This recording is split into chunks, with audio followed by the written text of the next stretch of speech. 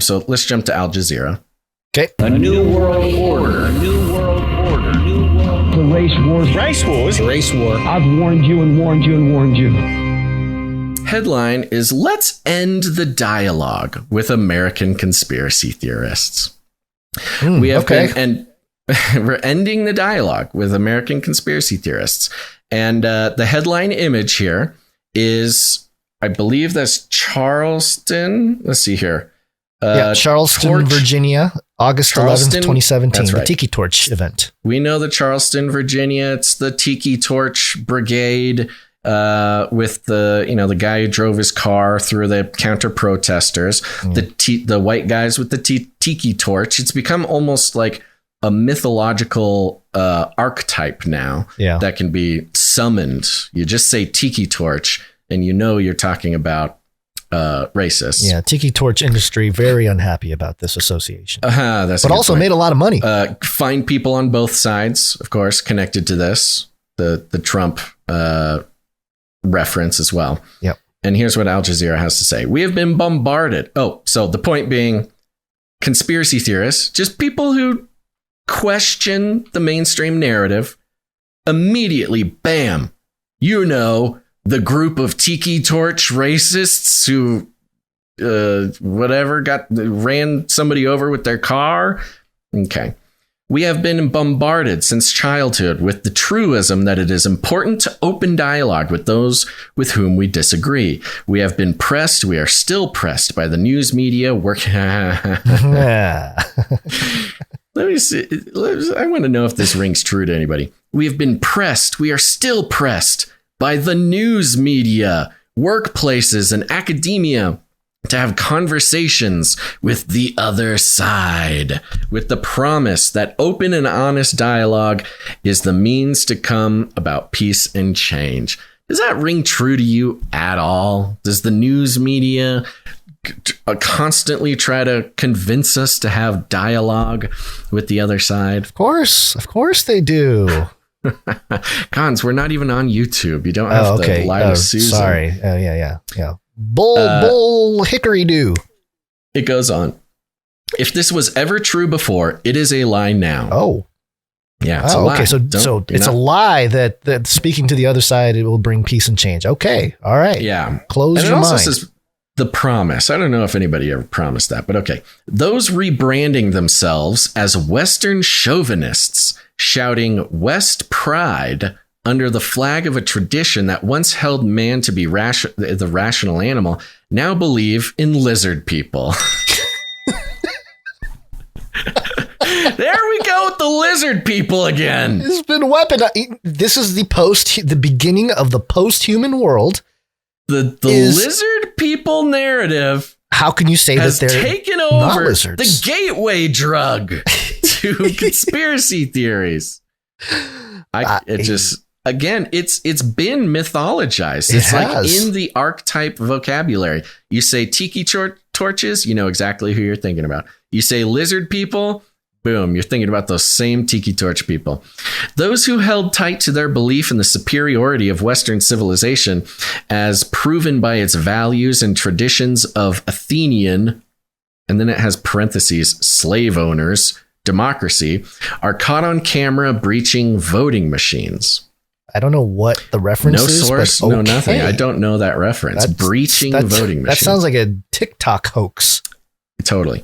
For sensible dialogue to exist at all, parties must be committed to hearing and to speaking about the world as it is. However, differing their interpretations of it, today, dialogue is a shouted plea to be reasonable over the din of a side who replies by making obscene noises with their mouth while praising Benito Mussolini. Again, who is doing this? A reference I have never heard of before. You talk about who replies with making weird noises, you think of like that meme chick who just screams when talking to a protester or something. Yeah. Okay. Whether it is election outcomes, the reality of the pandemic, mass school shootings, police gosh darn klutziness, that's pretty funny, or Barack Obama's birthplace, conversation is attempted with a side that has simply decided to lie. Yeah. See. Okay. So a couple things. I had this phrase. Ooh, I lost it. This phrase here at the top of that paragraph, for sensible dialogue to exist at all, parties must be committed to hearing and to speaking about the world as it is. Oh my gosh, I keep losing the spot. And that it's already presupposing that this guy has a hold, like the whole truth of how the world is. Yep. Which is he's mistake. Claiming to already have absolute truth. Yeah. And so why talk with anybody who disagrees with you? It's crazy. Okay, continue. It is just, and not only that, because remember, it's a big talking point like, I don't know, something like Christians hate, excuse me, Christians hate science, something like that, right? Yeah, sure. Which is just kind of like, not true in the way that is being, presented. Betrayed, Science deniers. He's a science denier, something like that. Yeah. When in reality, it's just like, no, there's more to it than that. But okay, it's just sort of a flippant, I don't know, assumption. It's a generalization. That's not even. But it's true. even worse. I don't even know it is exactly. worse because it's a lie. It is a lie, right? Okay, we are asked nevertheless to hear them out. We are told that a democratic society requires hearing out all voices. Both sides must come to the table, even a table bolted onto colonized land. Oh boy. Both sides, of course, always means the inclusion of those in red baseball caps and Confederate flag t-shirts. It means a conversation between the left and the right sides of the unfinished American Civil War. Oh boy. Yeah, another reference to the coming Civil War, which I really only hear about from liberals, by the way. Never included are those in the tradition of the slave revolt. I think he's referring to African Americans. Mm-hmm. Yep, it gets more explicit as we go. Anti-black people are always the sought out and invited guests, while their opposition, black revolutionaries, are never a side to be included in the conversation. What? Nobody is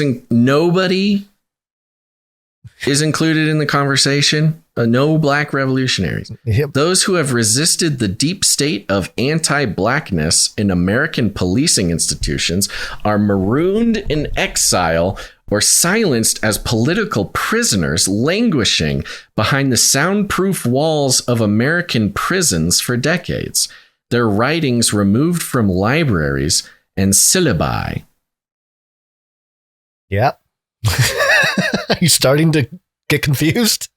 Yeah, I am absolutely confused. I know. This is why I brought this. If you resist the deep state of anti-blackness, okay, so like racists in American, those who have resisted anti-blackness in American policing institutions are marooned. So like Black Lives Matter, like defund cops. Yeah. Those people are in prison and nobody listens to them? They're silenced. Continue. Just continue reading. It'll all come together. Okay. When people say like, never, let me continue. Yeah, my brain is fritzing out. It's okay. American conspiracy theory is not a set of odd perspectives. It is not even perfectly accurate to refer to it as the nonsense that generally plays sidecar to fascism. It is closer to a move away from thought itself, a slip off the premises and the basis for argument. So conspiracy theorists aren't even participating in thought. They're not even thinking. They're not even thinking. American conspiracy, which as of yet is an entirely undefined term, and he's using it quite often. American conspiracy is the acceptable way to toll the bell of racial hatred while wearing gloves so as to leave no fingerprints. One can speak of Jewish lasers, thugs putting fentanyl in Halloween candy, or gender identity radicals with a secret mass agenda to groom preschoolers, and be assured that the worst one could be called is wacky. With conspiracy, one can shout white power from the hilltops, targeting the same populations targeted by German Nazis with equally as outlandish claims and be pitted as a victim of brainwashing. You need your own. We need our own. This is a mind really map to incredible perspective. Yeah, I'm really having to work to keep up here, and it is not their fault. Maybe it's because I'm being targeted here. It's breaking my brain, and it is not their fault. No. We are told that this brainwashing is the work of unknown racists and social media echo chambers and far-right politicians, and yet these susceptible, unfortunate conspiracy theorists only seem to be swept up in conspiracies that have the potential to harm people who are not white. I don't know about that. There can be no conspiracies that lead to its adherents fighting on the side of racial justice. There can be no conspiracies. There can be no what? There can be He's on no conspiracies that lead. So a conspiracy does not exist that leads someone to be on the side of racial justice. I disagree with that entirely. None that inspire following NGO profits and Western conservationist land grabs in Africa, or poring over treaties and maps of ever receding indigenous land in North America and Palestine, and wondering aloud if the colonized world is, at this very moment, being scammed. That is just literally the opposite of the truth. Everything he's mentioning is part of the conspiracy. Yeah, it's happening. It's literally happening. And he's saying literally, yeah. These naive souls do not seem interested in picking up on talk of police officers being linked to racist organization, or police gangs with the Los Angeles Sheriff's Department being linked to murders of men of color, or rumors that there are racists making laws in Los Angeles City Council. See, I think this is one of the biggest problems for us, Gons, is because I read this, and I'm like, there are only conspiracies that talk about these things. Mm-hmm. Yeah, the mainstream build their own conspiracies all the time on these issues. Those going on about secret cabals. Okay. Oh, yes. This. I have this paragraph highlighted. Those going on about secret cabals do not seem interested in what the infamous American secret society, the hooded invisible empire of the Ku Klux Klan, is up to. Yes, they do. Yes, they are. They absolutely are interested in that. Those anxious about the deep state rarely mention the secretive Knights of the White Camellia, who had its members of the upper class of white society, including judges and politicians, swear an oath to maintain the supremacy of the white race. What is this guy talking about? I don't think this guy's ever actually talked with a conspiracy theorist or someone who would be labeled as such, a narrative, questioner, because literally every single one of the things that he has described that cannot be conspiracies is included. I don't know, man. Maybe we're just special. That I don't know. Well, there seems to be. Yeah. Go ahead. I was just going to say that he's bringing up a lot of old historical things, like the Ku Klux Klan. Okay, the 1900s. The Knights of the White Camellia is a Confederate state. It was founded by Confederate States Army Colonel DeBlanc in 1867. And it's an American political terrorist organization, according to Wikipedia, that opened in the southern United States in the late 19th century, similar to and associated with the KKK, supporting white supremacy. So, okay, right. There's a group some group formed in the South in 1860s, and this guy's like, why isn't anybody concerned. It's like, but like, well, of course there is. Like, I don't get it. What is this guy coming in contact with that the conspiracy theorists he's referring to would not know about this, or at least get on board with? I don't know. I'm sort of losing the rails on this guy. Well, obviously his premise is that, you know, the black community is being unfairly treated, targeted, you know, all that stuff, and equating all conspiracy theorists to white supremacists as the reason black people are being oppressed.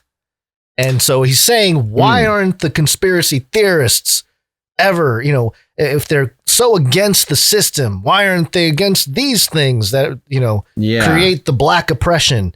And it's kind of like, well, okay, but that's one specific line of conspiratorial. He's got his own conspiratorial thing going on. Yeah, sure. And here's the thing. I would actually give it to this guy. Like, I almost want to do an episode with this guy and like have him bring the conspiracy theories that he wants to talk about. Because I think, honestly, I want to know more about it's almost like this guy is mad. It's like he is a conspiracy theorist, right? But he's mad that, which is a common thing, especially online with conspiracy theorists. And I think we all need to examine ourselves in this context.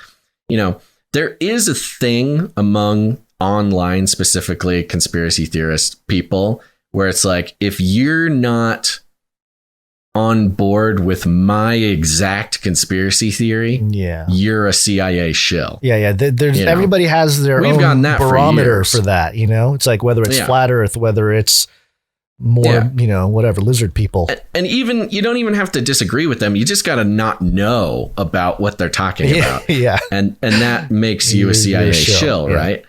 And so part of me thinks like, hey, if this guy is so fed up with communicating with conspiracy theorists or whatever so much that he's putting this Al Jazeera opinion piece out, 50 paragraphs on it.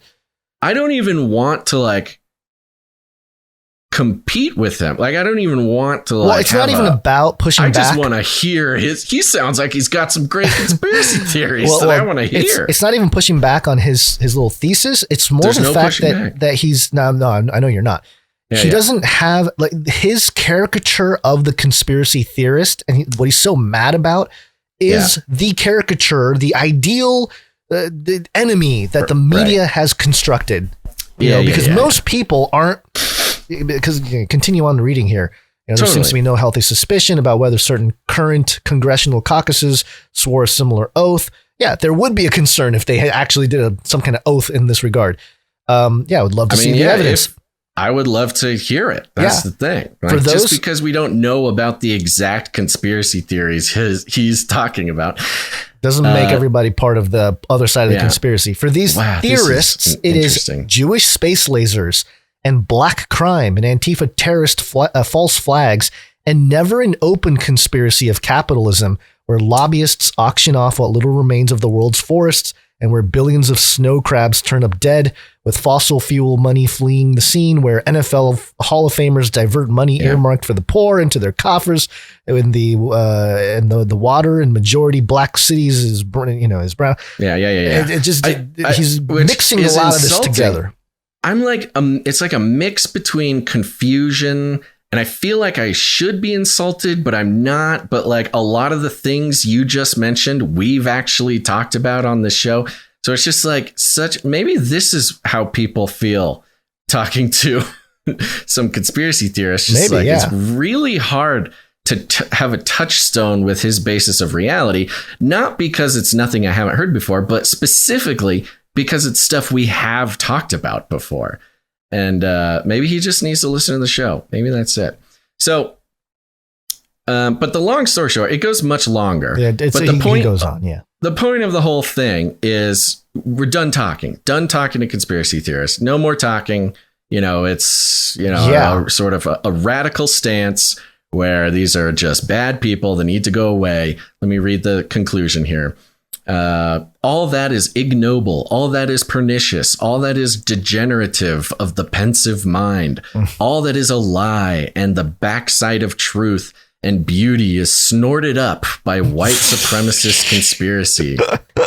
I think he gives way too much credit to the white supremacist movement in general. Totally. Like nobody is empowering that movement except for guys like this. So that's there you go. That connects it to what we've been following for a while. Same with white nationalism, which is Christian nationalism. Yes, Christian nationalism. The talk about it, they give way more credit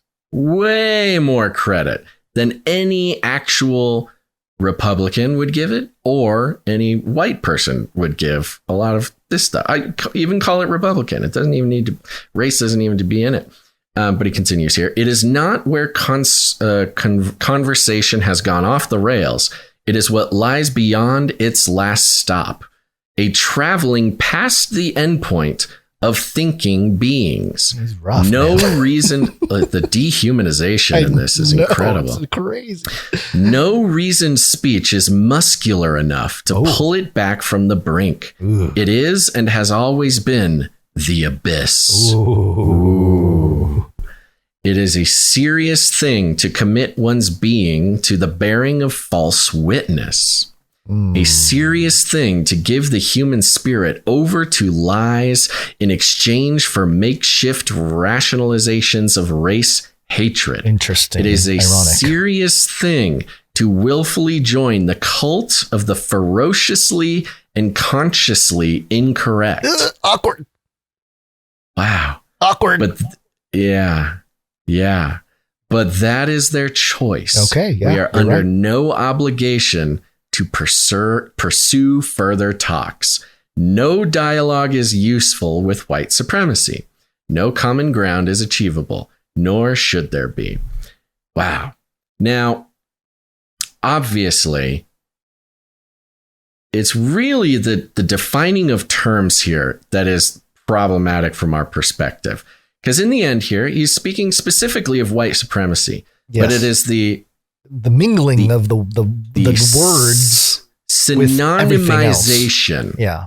The synonymization of a very specific group of white supremacists, racists, white nationalists, those types, and synonymizing that with conspiracy theorists. And as we know, I mean, conspiracy theorist was an invented term after the JFK assassination, specifically to demonize a group of people questioning, a mainstream narrative.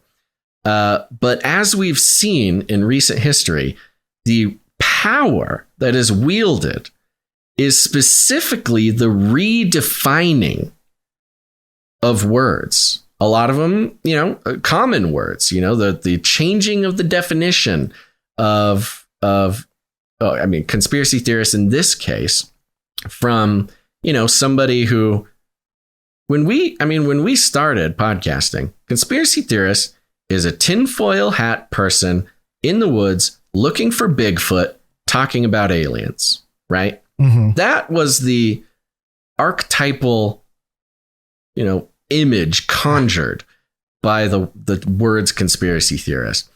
And through this process of redefining language, which we've documented over the past many years to serve a certain narrative, the redefining of conspiracy theorists to definitive white supremacists, tying that up with lizard people and Christian nationalists and Putin lovers and making just one big group of people is such a powder keg, and not in a sort of chaotic way, almost in like a Guy Fawkes way, the image of powder, gunpowder being specifically put to a very precise use for a very precise destruction for a very precise reason. That's what I mean by the powder keg. It is not chaos that we are dealing with in in this situation, but more specifically, the scalpel precision being used to use language to identify as one person with 1,000 different labels. Yeah. Is really scary to watch. Yeah. Let me highlight something in comparison to The Intercept and this Al Jazeera piece that we covered. Well, we didn't cover it. We talked about it before the show, Basil. The Intercept, again, the headline midterms will determine Republicans' stance on Ukraine and America. It's all about Christian nationalism. And the way Christian nationalists, Republicans, right wing are painted in The Intercept, they despise Western secularist culture. Right. They fear white demographic decline and deeply resent feminism, homosexuality. And let's go over back to the Al Jazeera. The rebranding themselves, this is the white supremacists, as Western chauvinists shouting West pride under the flag of a tradition. Wait, so are they? Do they hate Western secularist culture, or are they West pride? Which one are they? There it is. Who do we believe? There's the crack. There's the crack in the foundation of the whole thing. Yep. If the Christian nationalists love Putin and hate Western culture, and yet in Al Jazeera, the same white nationalist, conspiracy theorist, racists, they love Western culture. Which is it? Do Christian nationalists hate Western culture, or do they love Western culture? Because it can't be both. It is. Thank you for bringing it back to that, because I was taken off the rails by some stuff there. But that was the real, where the facade of this almost academic facade of trying to define what a different group of people are falls apart. And by the way, the guy who wrote this Al Jazeera thing, Yannick Giovanni Marshall, is an academic and scholar of African studies. Yep. He's a scholar. And so we are talking about an academic, a scholarly, and when you think of academic or scholar, of course, the sort of generalization is that they pursue truth. They sort of they're almost the definers of truth. Yeah. They're the experts. They're the ones that set the standard for the rest of the people within the ideology. They are the priests. It really is they are the priests of academia. And so go back to these redefining the identification of the biggest threat of humanity. Well, they just can't quite decide which is it. And they are having the darndest time trying to convince everybody. And you really got to pay attention, because if you're not paying attention, sure, that you can read what the scholars and the intercepts say, and it all kind of makes sense because you're just kind of letting it wash over you. But you actually pay attention, they are absolutely diametrically opposed from one another in such a way that is so illogical. Going back to the social engineering aspect, the sort of the Brave New World 1984 double speak. It's true because it doesn't make sense, type of way we're being told that the world works. It is absolutely mind-boggling. The things, the nature of the construction of this illusion, that it can directly oppose itself and still be so powerful within the culture reading it. Yeah. Now, I think what is taking place, speaking of social engineering, is that while the established academia, mainstream news, and all these pillars of society are trying to establish the counter movement, the sort of public sentiment towards these issues, I think they are also fabricating and creating a more what appears to be a grassroots type of thing. And, that's pretty typical of elite. They use both the public rails and the underground rails to sort of carry out their agenda.